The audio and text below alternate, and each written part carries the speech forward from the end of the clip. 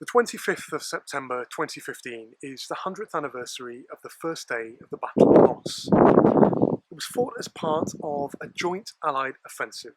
While French forces attacked elsewhere, the British Army attacked here, across a mining area in the north of France. It was very difficult terrain for an offensive. Much of the ground was very flat, and there wasn't much protection for attacking troops, while the German defences they faced were among the strongest on the entire Western Front. The British Army was also short of heavy artillery and shells, and so to compensate they used poison gas for the first time. The battle is also significant because it was the first time that large numbers of wartime volunteers were used by the British Army, those men who joined up in the first few months of the war in 1914. In the north of the battlefield, things didn't go very well at all, and there were very heavy losses for very little gain. In the south, things went rather better.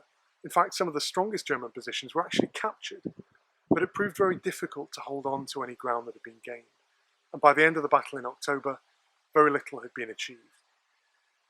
It was the biggest offensive that the British Army had undertaken up until that point.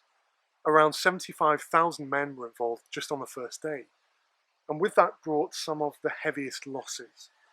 8,500 men were killed on the 25th of September, and by the end of the battle, about 16,000 had lost their lives.